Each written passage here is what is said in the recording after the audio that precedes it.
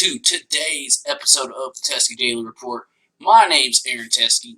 Now, I'm just a patriot that is concerned about where this country is going, and I'm just attempting to have my voice heard. Today, we are going to discuss the hilarious Mueller Senate testimony from last Wednesday. I'd originally filmed this Wednesday evening, but my wife and kid were sleeping. It was very blah and monotone, so I wanted to wait till the opportunity to redo it. I assume by now, everyone knows Mueller spent most of Wednesday morning testifying before Congress. Prior to this, there was a Gallup poll performed by CNN itself that stated the Mueller report is not even in the top 5 of Americans' concerns. Number 1 was actually immigration. But I can officially say the Mueller report is dead. It is buried. Done. It was destroyed in that testimony. I've said this before and I will say it again. This was a wild goose chase from the word go. It was an attempt to overthrow a duly elected official. And now, after the Wednesday Senate hearing, there has been a lot of dispute into the fact of how much of this report did Mueller even actually write. There is also dispute as to how much of the investigation he even had control over now as well. Now here's just a small clip that pretty much summarizes the entire 5-hour hearing. When discussing the June 2016 Trump Tower meeting, you referenced, quote, the firm that produced the Steele reporting, unquote. The name of that firm was Fusion GPS. Is that correct? And you're on page 103? 103, that's correct, volume 2. I'm not familiar with that. Let me just help you. It's not a trick question. Right? It was Fusion GPS. Let me just check one thing. I can't answer that question without knowing more about the question. Let me turn that over to Mr. Zebley. I'd like to ask you, sir, this is your report, and that's what I'm basing this on. And then could you repeat the question for me again? I can't answer that question. And that is in your report. I'd ask you if you would to point out the particular paragraph that you're focusing. I'm not sure who all watched and listened to the Mueller testimony, but Mueller looked very upset. Also, he didn't even seem to want to be there. And he kind of looks like a person who's lost a step or two of mental capacity over the years. You're talking to someone who has testified in front of Congress 80 plus times. Coming out and bombing like that? Many things tell you much more than what his words do. His body language, facial expressions, as well as the tone of his voice while he delivers a response. During the times that I was able to turn in, the responses I heard Mueller say was refer to the report, or that he was unable to answer that question. Pretty much everything I just put in that clip. Of course, the left is clamoring all over Attorney General Barr's office, sending a letter to Mueller to stick to the report. What they don't tell you is initially the special counsel reached out on asking for advice as to how to approach this testimony. They never seem to recall that Attorney General Barr and Bob Mueller have been friends for 30 years. Now we know that there was no grounds for the conspiring to affect the election of a president. This was made very clear by the immediate dismissal of the Russian collusion. After the Mueller report was released, we heard next to nothing about the conspiracy after the initial release of the probe's finding. They immediately jumped ship, moving to the obstruction case. This is what all the talks of impeachments have circled around. Now, Democrats hoped and prayed that the Mueller testimony would bring their unsubstantiated, outlandish accusations to life. However, he shut down this entire idea in the first 30 minutes of his testimony. At the beginning of the testimony, Georgia Republican Doug Collins asked Mueller if his invasive probe was in any way curtailed, stopped, or hindered. Mueller simply replied with a one-word answer: no. You know what? I'm just going to play you the clip. Thank you, sir. In your press conference, you stated any testimony from your office would not go beyond our report. We chose these words carefully. The work speaks for itself. I would not provide information beyond that which is already public in any appearance before Congress. Do you stand by that statement? Yes. Since closing the special counsel's office in May of 2019, have you conducted any additional interviews or obtained any new information in your role as special counsel? In the wake of the report? Since the closing of the office in May of 2019. And the question was, Have you conducted any new interviews and any new witnesses, No. anything? And you can confirm you're no longer special counsel, correct? I am no longer special counsel. At any time with the investigation, was your investigation curtailed or stopped or hindered? No. Boom! There's your answer to obstruction, Democrats. Gee, you Democrats sure took another two-flusher there, didn't you?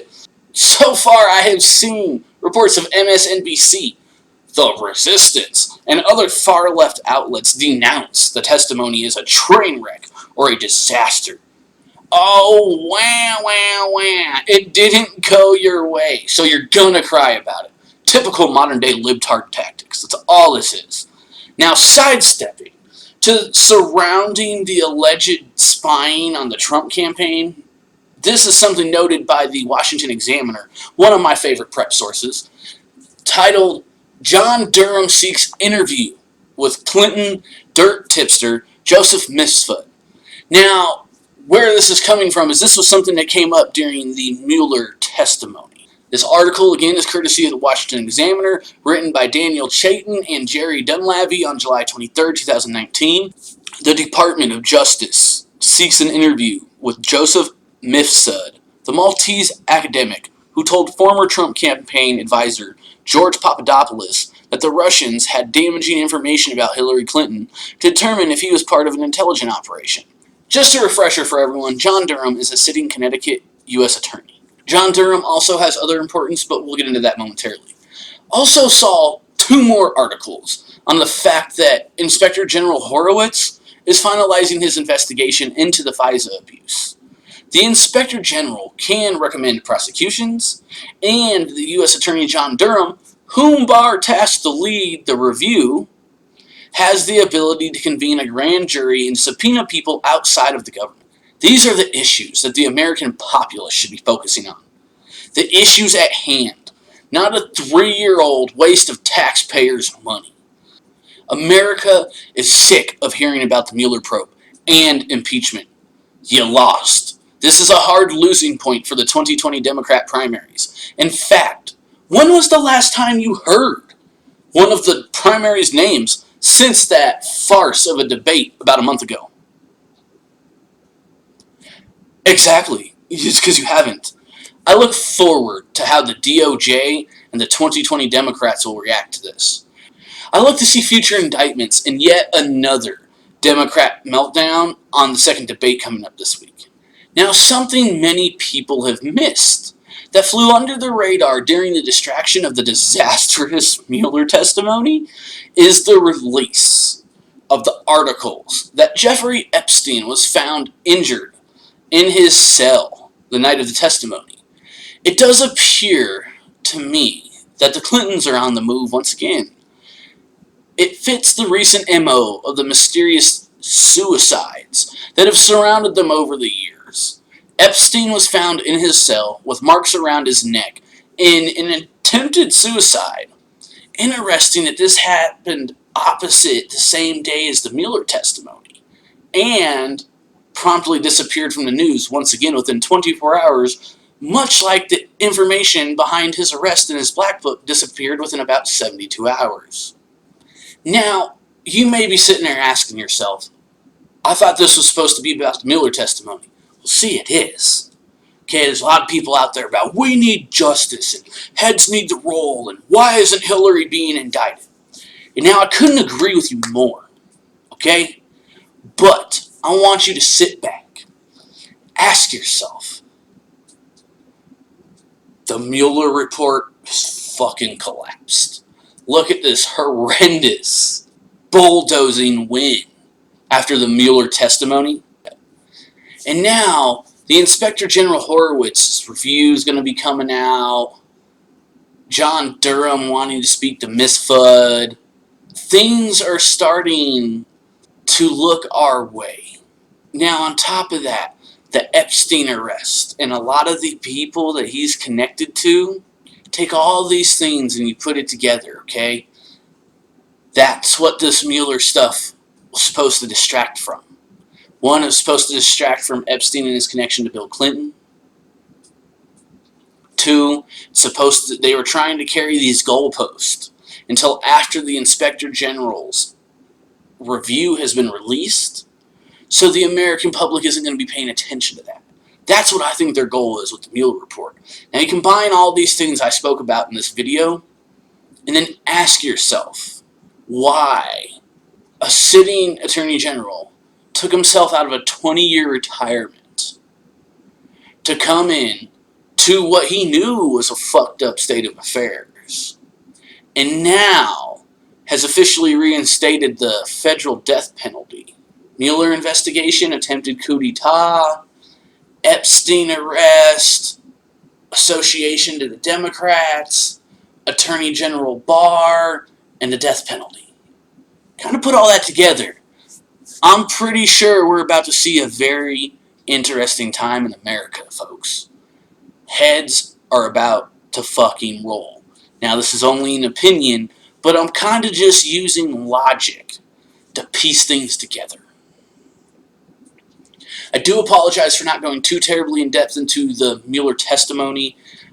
I've told you guys I'm sick of talking about it. I'm sick of hearing about it. I'm just going to do little pieces and updates as they come out, but I'm not going real in depth. As we all know, it's dead. So anyways, America, that's it for today. Again, I'm Aaron Teskey. I bring the news to those that don't have hours a day to collect their information. I have other platforms you can follow to get more in-depth articles and information as well. Some things that I touch on minimally in some of my videos are on things like my Facebook and stuff. I hope to take this back to a little more in-depth show eventually when I'm not working 2 jobs and 7 days a week to catch up on the bills. But if any of y'all watch and believe in my views and would like to help me get our voices out there and educate the people and just spread the word of the conservative, please check me out at the link below. I would love to get back into making this a full-time endeavor. The people of America make things such as PragerU and Turning Point USA possible through funding and donations, sponsorships, etc. I hope to one day achieve that level and eventually be able to diversify. I would like to get a team and a staff going, and only you guys can make that possible. So thank you, everyone. Have a very great day.